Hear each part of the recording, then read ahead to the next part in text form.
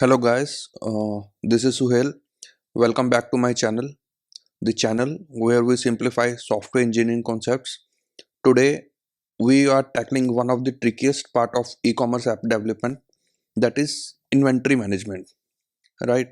So guys, by the end of this video, I'm sure you will know the different techniques to maintain the data consistency at inventory level, and trust me, this video is so much in detail. In short, we will be designing the complete inventory service along with all the trade-offs with nitty-gritty details.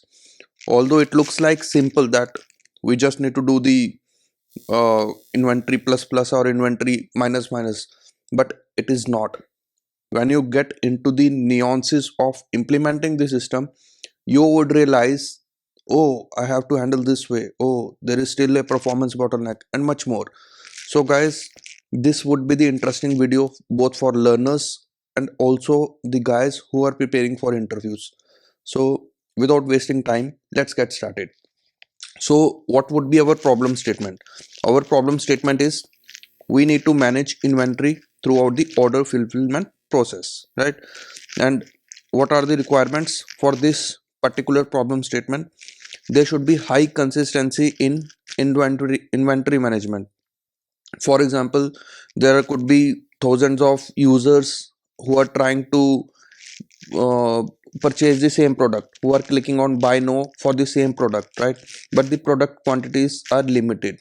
For example, the product quantities are 10, but the people who are trying to purchase it, they are close to 500 or 10,000. So there is a very high contention here, and you need to make sure that no overselling or underselling of items should happen, right?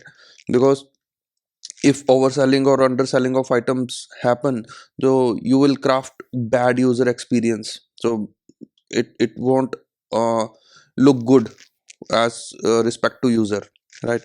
And the third requirement which we need to fulfill in this case, the inventory should be reserved for some time to allow user to make the payment.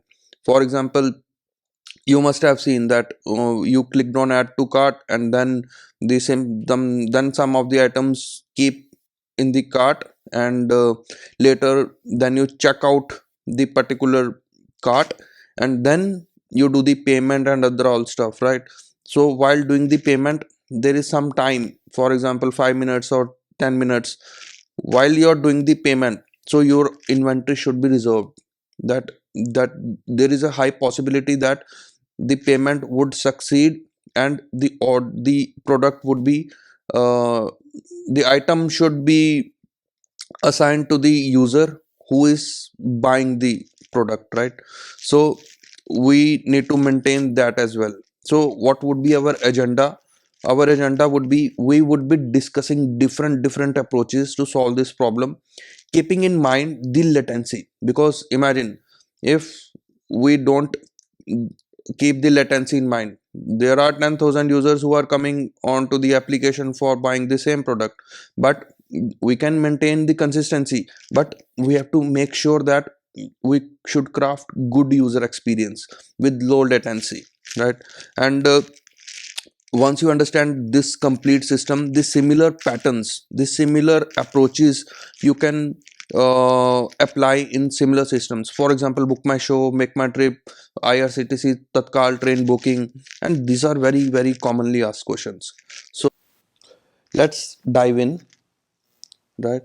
So let's first discuss how the product details would be shown on UI. So this would be the general architecture. There would be client who would be calling the API servers, and it has the transactional database where, for example, the table is the products table. There, just for simplicity, just imagine there are three columns for this product table: ID, product name, quantity, and all, right? And obviously for fetching the product images, videos, description, or for the top selling products, all those details can be fetched from CDN. And for the rest of the products, the product details can be fetched from the cache. There could be Redis cache, or it could be your own customized cache, whatever cache you can choose, right?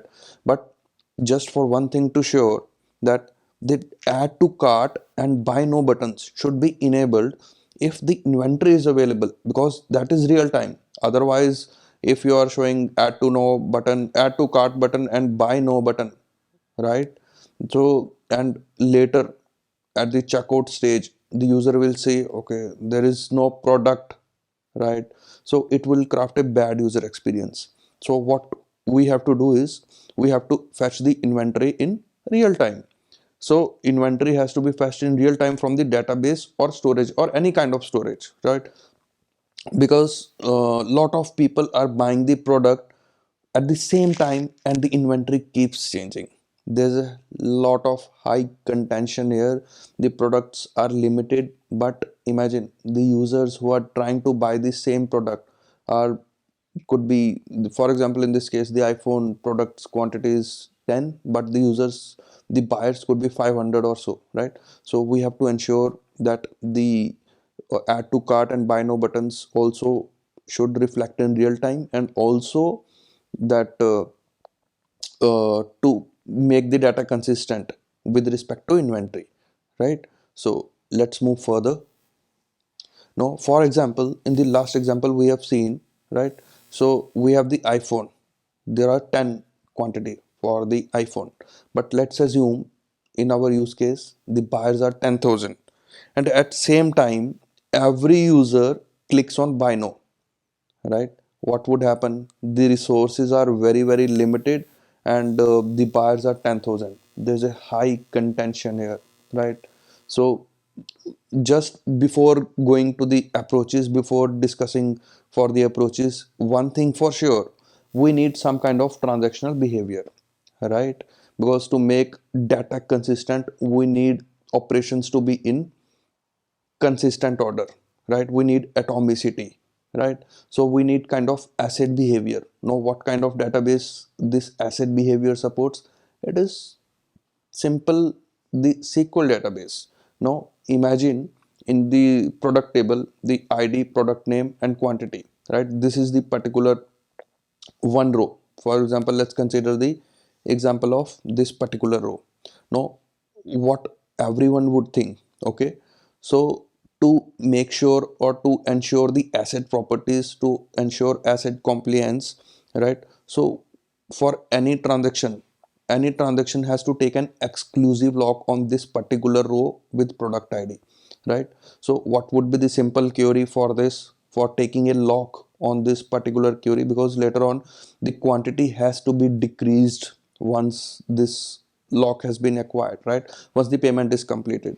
Now the simple database query could be, select star from products where id is equal to 1, that id for the iPhone, and for update, that is the main, that particular construct provides the exclusive lock on this row only. All the other rows will remain unaffected, but the lock would be acquired only on this row. And how many rows we need? Only the one row. So we have just applied the limit one as well. So this would be the simple query for acquiring the lock on this particular row. Now we have to make sure that this lock has to be acquired till the payment is not completed, right? Because otherwise if we keep the lock, or if we release the lock before doing the payment, this item could be uh, assigned to any other user. So we need to make sure that the particular lock has to be acquired till the payment not completed, right? Similar replacement of this database query you can easily do at the Hibernate level. For example, with the at the rate lock annotation, you need pessimistic lock, right? Because user is quite pessimistic to acquire an item, for purchasing an item. So here we need a pessimistic, right? Because we need the quantity has to be decreased in a consistent fashion. Now let's discuss the limitations for this approach. Now limitations for this approach is, now as we have already seen, there is one particular row, right? And the buyers are 10,000, right? So what would happen? There's high contention only on this particular product, right? So what would happen? What is the limitation? That one request would go through, yes, but rest will have to wait all the, for example, triple nine, right, users, that has to wait, and for those all those users there will be a long latency, right? And eventually what would happen? The low throughput, right? Now we need to make sure that we are decreasing the quantity only on payment success. So we have to acquire the lock for certain time period. For example, the lock has to be acquired for 5 minutes, right, or 15 minutes, whatever the config. This could be easily configurable, that 5 minutes or 15 minutes. So you need a lock for that particular time period, right? So keeping locks for long time can also cause deadlocks. So there are few limitations with this approaches, right? Now we are discussing more approaches for sure, but let's move further to discuss other things as well. Now before moving further, because this is also very important, I'll explain in the later section where it would come in picture. But before moving further, just understand the payment service integration. What would happen actually is, for example, it could be monolithic service or it could be microservice. If there is a monolithic service, you could have simple modules in an application. But let's assume we have a microservice architecture where there is a particular order service whose job is managing orders, and when the order gets created only on the payment success, right? Otherwise, there are different approaches. We'll discuss the all the trade-offs when we should create orders and all, but orders usually gets created only on payment success, that with the status, that with the particular status that this order has been created, and whether it has been shipped, delivered, where what are the stages are there. That is the job of order service. And the payment service, right? Payment service usually redirects to payment gateway, for example the payment, PayPal or Stripe. So what happens, how the integration happens, because this is also very important, because are you need to make sure that inventory has to be consistent after the payment as well, right? So that is why I'm discussing all these things, right? So payment gateway usually calls your application webhooks, right? So so when you see that once the payment is success, you see that the particular screen, once the payment is successful, that redirecting you in 5 seconds or 10 seconds, that this particular screen you usually see once you do the payment, right? So it simply means in 5 seconds, after 5 seconds they would be calling you web application hooks, what all the hooks you have provided to them. So for any system integration, there is a contract between two parties. So similar like here. So payment gateway would expose their own APIs to integrate, and also the as a client, if you have to use the payment gateway, you also have to expose some of the endpoints which the payment gateway would call on your side once the payment is successful or payment is failed, so that that after the payment is successful, that particular page is rendered with the complete details. So this is just one time activity when you generally integrating with any payment gateway. As a client, you use their APIs and they call your webhook APIs on payment success or payment failure. This is very important because on payment success and payment failure, you are doing so many things. There could be asynchronous or synchronous nature, that is completely on contract. But the main gist here is, on payment success you are manipulating the orders stage, and also you are manipulating the inventory minus minus has to be done only on the payment success. Otherwise, let's assume if the payment is failed, you need to roll back the inventory as well. So that is why this part is very very important. Now let's move further. So in approach 1, for consistency, we have used relational database or SQL database, for example the Postgres or MySQL, right? And we have used the exclusive locks. There are two types of locks: exclusive locks and the shared locks. But for high consistency, we only need the exclusive locks. Exclusive locks means that that row is particularly locked by a single transaction. No other transaction would be able to read or write on that particular row. For example, the row is 1 iPhone, right, and 10. So it is a single row, right? So on this particular row, only this one transaction can acquire a lock. All the other transactions would wait at the database side. This is all happening at the database side. Once the other transaction sees, okay, that is the lock already been acquired by some other transaction, the other transaction would wait. So let's discuss the trade-offs for this approach. Now, first trade-off, there's a very high contention. Still the problem is still on the same page, that the one row but the high contention, right? And so eventually the high latency, because 10,000 users are trying to buy the same iPhone, right? Now let's move further. Let's discuss about the databases, how the databases are built internally. Now all these databases are disk based databases, right, which uses B plus tree, and also the time complexity for operations are usually the order of log n in average case, right? But there are also retrieval and also updations. So just imagine the operation is still order of log n, but the contention is very high on this, right?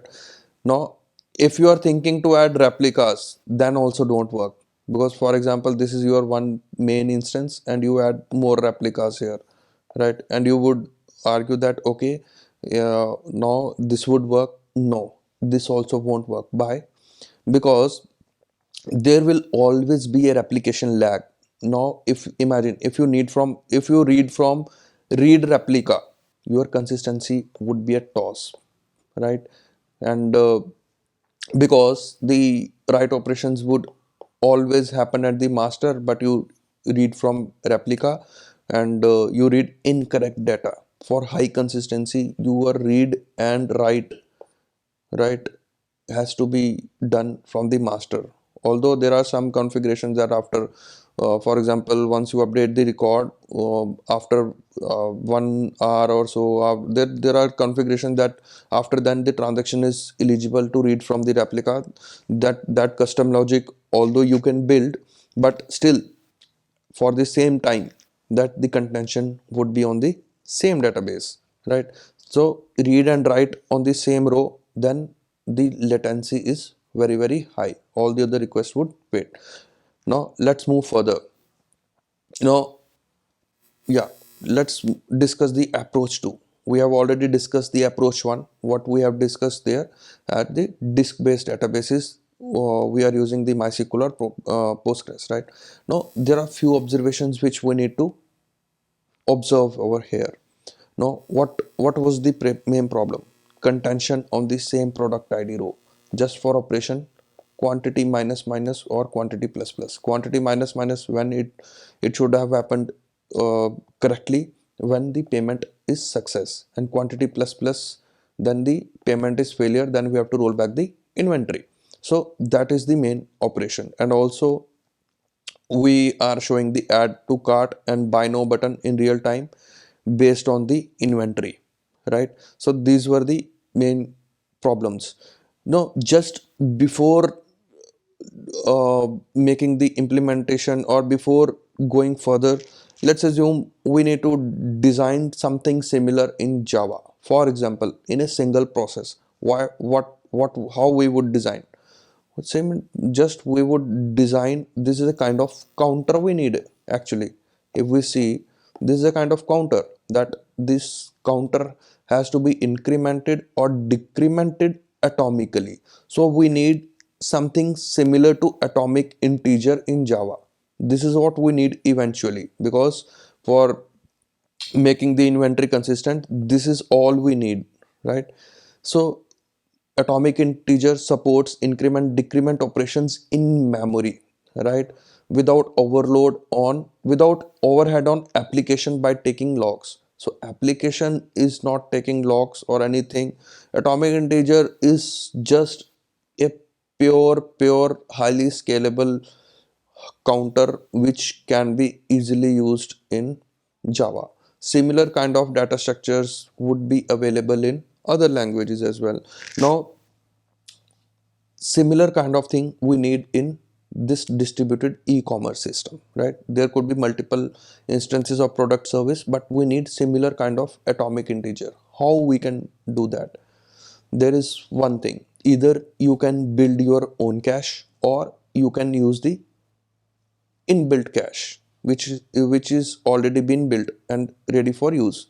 That's it.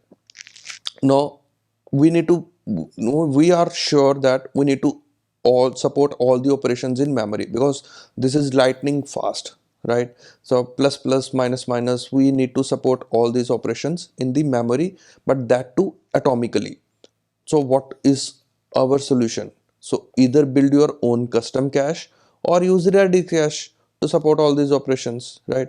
You can build your own custom cache using this particular concurrent data structures, for example the atomic integer and atomic, all the atomic data structures or which are available. Or you can use the Redis cache, which is highly optimized for storage as well as highly optimized for, and this a well proved cache actually, which is being most widely used in industry, right? Either you can build your own custom cache, depends on use case, depends on the uh, stakeholders, you can take a decision. But this is what we are sure, that we need to fetch the inventory also from the cache. Now the another problem would come up, okay, how we ensure that this particular cache inconsistent with the database table? That is a separate thing which we would look into later. But just for now, for real-time inventory, we need something which can be lightning fast and that can be retrieved from cache. So we can use this custom cache or Redis cache. Now let's move further. Now let's discuss how we would implement.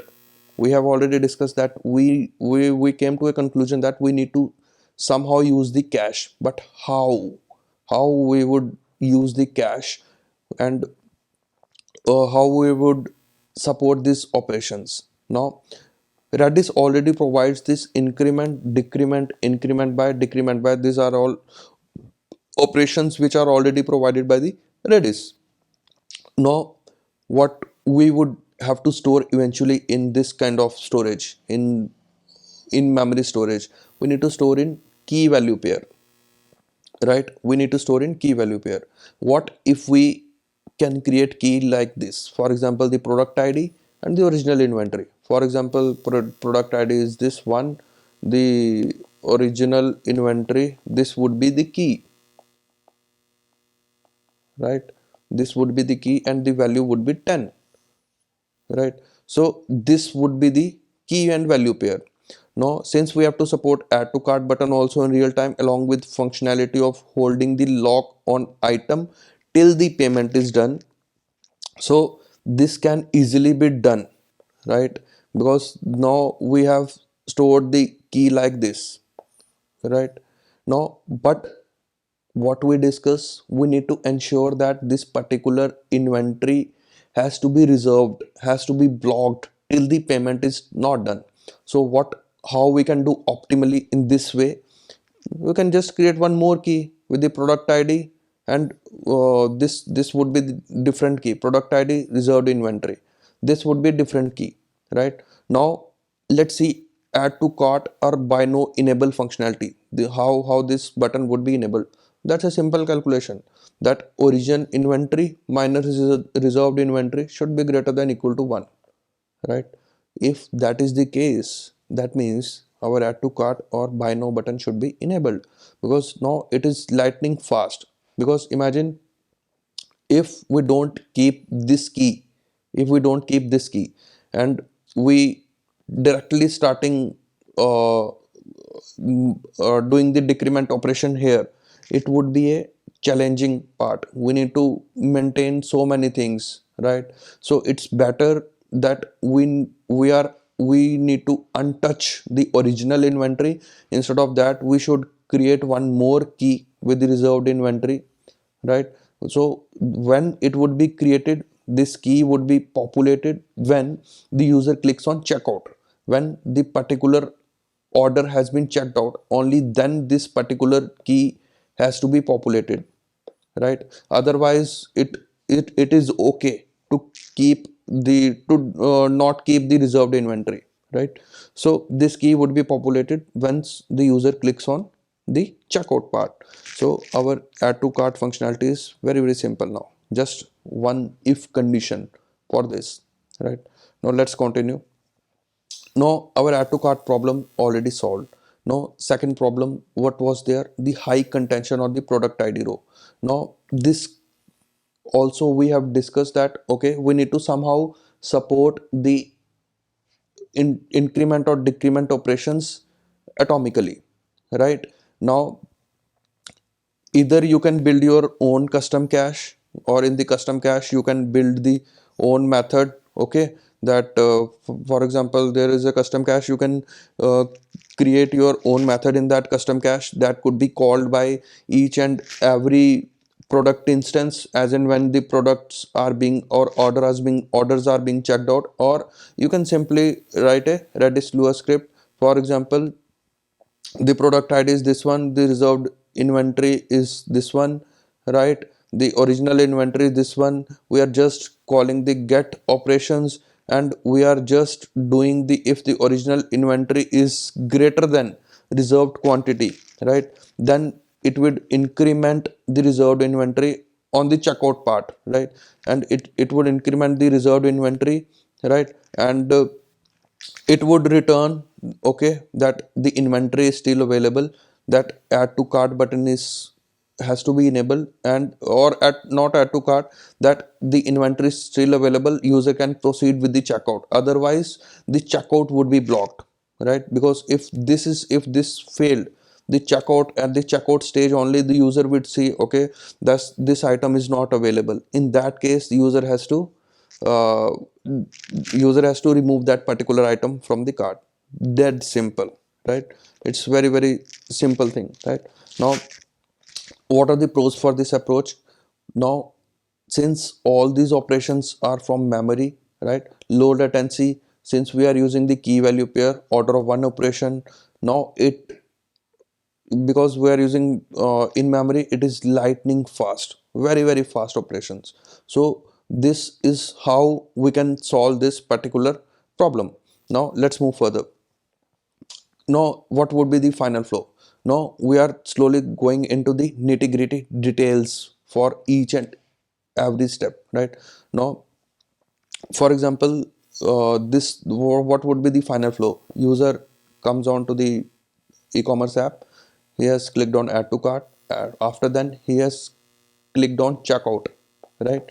On after that checkout, what would happen? On checkout itself we would reserve the inventory, because at this stage only we need to reserve the inventory, not on the add to cart or buy now button.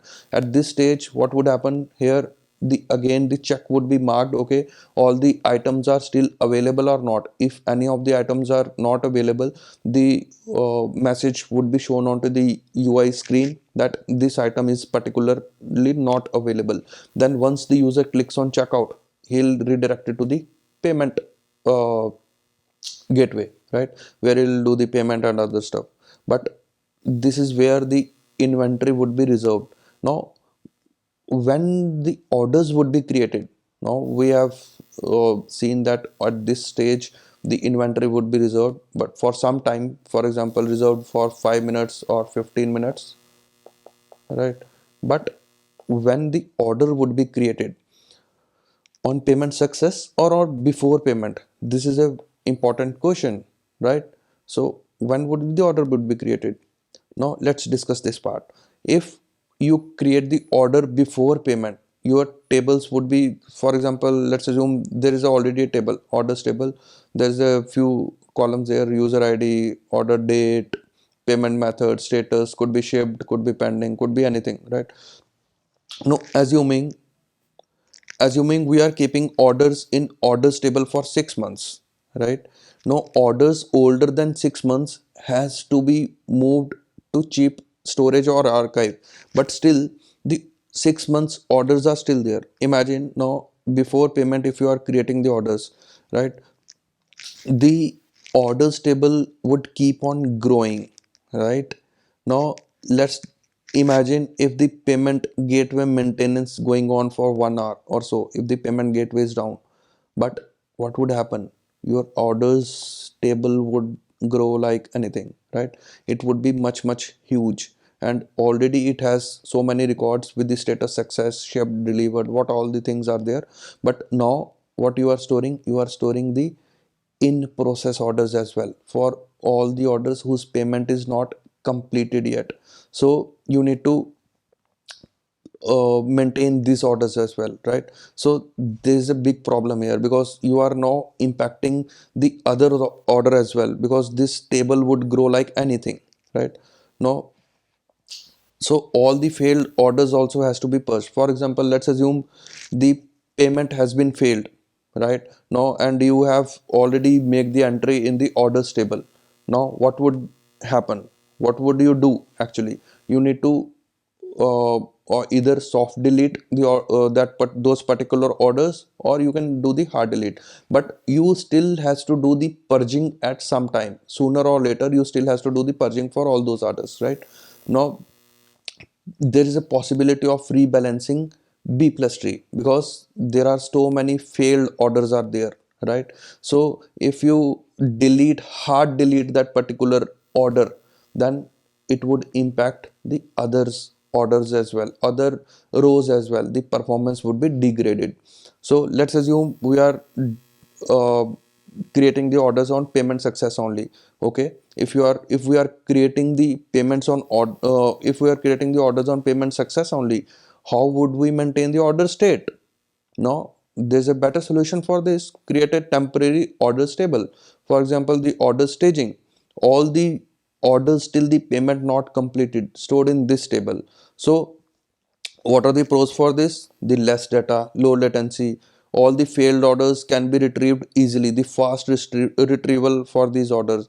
The purging would be fast, right? For example, you can have a purging logic for example, you can create partition on order date, and you can have a cron script that runs typically, for example, 12 o'clock, which will purge all the which would purge the complete partition. That's all, your job is done. So that's the very important decision. Now, if the payment is failed, you need to audit the order as well. Now you already have the order here. You can use this order for anything. You can your monitoring or customer team can call that particular user. Oh, your payment is not succeeded. You can still try to book the order. That's how we usually retrieve the phone calls, right? So you can keep the orders in this table for monitoring and for customer team to look at these orders, what happens with this, right? But if your payment is failed, but one thing is for sure, you need to roll back the inventory so that it has to be available for other users, right? Now let's move further. But that's all, I believe. Otherwise the video would be much longer. So we'll conclude this video with this topic here. But I'll make the part 2 for this video. Now there are still things which are left, which I'll be discussing in next video. The order timeout, if the payment not completed within time, maintaining the real inventory in products table in SQL database. Because imagine you have Redis, right? But Redis also has to populate data from somewhere.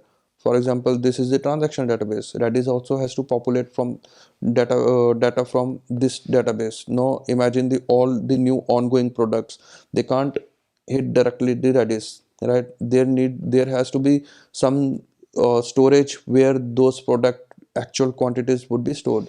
So Redis has to populate from this particular database. So, and also we'll discuss the complete architecture with respect to inventory and with respect to orders as well. So see you in next video. Till then, enjoy, and please do watch other videos on my channel, and also please do subscribe to this channel so that you don't miss notifications. And that's all from this video. Thanks a lot. Thanks. See you next video.